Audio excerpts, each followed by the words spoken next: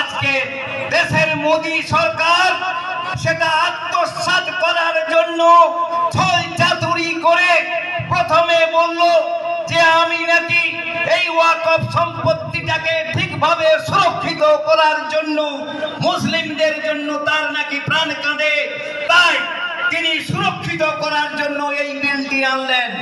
কিন্তু বন্ধুগণ, আমরা দেখেছি দীর্ঘ সময় আমাদের বক্তারা বক্তব্য রেখেছেন, সেখানে দেখবেন যে যে সমস্ত কমিটি এই যে সংশোধনী যে আইন আনা হয়েছে, সেই সংশোধনী আইনে বাইরে অর্থাৎ মুসলিমদের বাইরে অমুসলিম লোকদের ঢুকিয়ে দেওয়া হচ্ছে।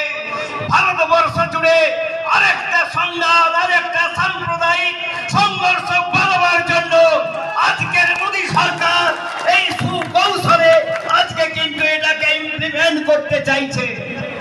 তাই আমি সমবেত আজকের যে সমস্ত প্রতিবাদী কণ্ঠস্বর যারা উপস্থিত হয়েছেন, তারা গ্রামে গঞ্জে আরো লোককে বলুক, আজকে লোককে বুঝাতে হবে। অনেকেই সাধারণভাবে আমরা ওয়াকফের ব্যাপারটা যেটা জানি, কিন্তু মানুষকে আরো সচেতন করতে হবে। আর একটি কথা বলবো যে আমরা কিছুদিন আগে বা বহুবার আমরা শুনি যে আজকের বাংলায় যে সরকার আছে, সে সরকার আজকে ক্ষমতায় আছে এই সংখ্যালঘু মানুষদের ভোটের জন্য তাদের সর্বসহযোগিতা করেছে এবং অল ইন্ডিয়া মাইনরিটি অ্যাসোসিয়েশন তাকে সর্বতভাবে সাহায্য করেছে। তারা হয়তো কাল থেকে আসরে নামবে, কিন্তু তাদের যে নামা, তাদের ওই ন্যায়কান্ততা অসুবিধা আছে। তারা লড়াইয়ের নামে খেলা করে।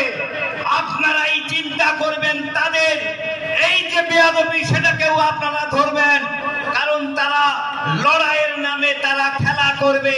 কেবল ভোট এলেই আজকে আমাদের কাছে গিয়ে সংখ্যালঘু মানুষের কাছে গিয়ে মায়া কান্নাকে আজকে ওই মোদির বিরুদ্ধে আজকে তাদের সুরসুরানি দিয়ে তাদের কখনো এনআরসি কথা বলবে, এই এনআরসি করে তোমাদের বাদ দিয়ে দেওয়া হবে, এইরকম সুরসুরানি দিয়ে আজকে নরেন্দ্র মোদী তার সরকার এই প্রলোভনে তার যে দল এটাই আজকে করতে চাইছে। আমি সমস্ত মুসলিম সম্প্রদায়ের মানুষের কাছে আমি বলতে চাই যে আপনাদের এই যে জাকাত বলে যে জাকাতের যে অর্থ আপনারা যেভাবে নিয়ম শৃঙ্খলার মধ্যে সুশৃঙ্খল ভাবে যেভাবে কালেকশন করে, আর কোন মুসলিম সম্প্রদায়ের বাইরে আর কোন সম্প্রদায়ের মধ্যে এই সুশৃঙ্খল ভাবে দান খয়রাতির বিষয়টি আমি অন্ততপক্ষ ব্যক্তিগতভাবে আমি দেখি না, আমার জানা নেই। সুতরাং কেন্দ্রীয় সরকারকে বলবো, দানটা আগে করুন, সম্পত্তিটা তৈরি করুন, তারপর সেই সম্পত্তির অধিকার কার হাতে যাবে সেটাই বিবেচনা করবেন। কারো দয়ার উপর, কারো তৈরি করার সম্পত্তির উপর আপনি আপনার ক্ষমতা বলে সুকৌশলে একটা আইন পাস করে সেই আইনের দ্বারা আজকে সেখানে ক্ষমতা দখল করে সেই সম্পত্তিকে লুট করবেন, এটা হতে পারে না। তাই অল ইন্ডিয়া মাইনরিটি অ্যাসোসিয়েশন আজকে আমরা লক্ষ্য রেখেছি, তাই আমরা প্রথম পর্যায়ে আজকে সমস্ত জেলা জুড়ে আমরা এই আন্দোলনের সূচনা করেছি। আমি আশা করব আপনাদের যে অধিকার ছিনিয়ে নেবার জন্য আজকে চেষ্টা করছে, অধিকার যদি প্রতিষ্ঠা করতে হয় সমবেতভাবে এবং আমরা গণতান্ত্রিক পদ্ধতিতে এই যে আইন, এই আইনের পরিবর্তন করব। তাই আপনাদের কাছে আমাদের করজোড়ে আবেদন, স্বাধীনতার সময় আজকে নেতাজি সুভাষচন্দ্র বোস বলেছিলেন, তোমরা আমাকে রক্ত দাও, আমি তোমাদের স্বাধীনতা দেব। আর আমাদের অল ইন্ডিয়া মাইনরিটি অ্যাসোসিয়েশনের সুপ্রিমো ভাইজান বলছেন যে আজকের এই যে বিল, এই যে আইন, এই যে কালা আইন, এই কালা আইনকে প্রত্যাহার করার জন্য তোমরা আমার সঙ্গে সাথ দাও। আমি এই আন্দোলনকে কেবলমাত্র পশ্চিম বাংলায় নয়, আমরা দিল্লি পর্যন্ত নিয়ে গিয়ে এই আন্দোলনের প্রতিবাদ করব।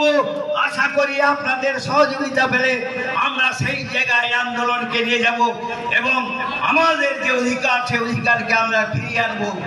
সবাই ভালো থাকুন, সুস্থ থাকুন। আরেকটি কথা আমাদের বলি, ভাইজান আসার কথা ছিল। আপনারা সবাই জানেন যে হুজুর খুবই অসুস্থ, তিনি কলকাতায় ভর্তি আছেন, তাই ভাইজান কলকাতায় চলে গিয়েছেন।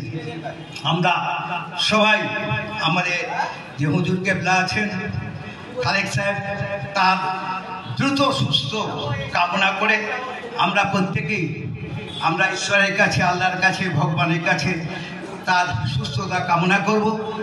এবং আজকে এই যে সভা, এই সভার পর অনেক কিছু কিছু রাজনৈতিক দল, কিছু কিছু এজেন্ট, স্বার্থপর মানুষ, তারা হয়তো বিভ্রান্ত সৃষ্টি করবে।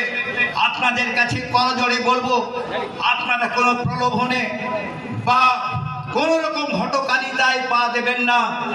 আন্দোলনে গণতান্ত্রিক পদ্ধতিকে আমরা আন্দোলন করে এই আন্দোলনকে আমরা এগিয়ে নিয়ে যাব। তাই সবাইকে পুনরায় আমার আন্তরিক অভিনন্দন, শুভেচ্ছা এবং সালাম জানিয়ে আজকে আমার বক্তব্য ইতি টানলাম। অল ইন্ডিয়া মাইনরিটি অ্যাসোসিয়েশন জিন্দাবাদ, আমাদের যুব সমাজের আইকন ভাইজান জিন্দাবাদ।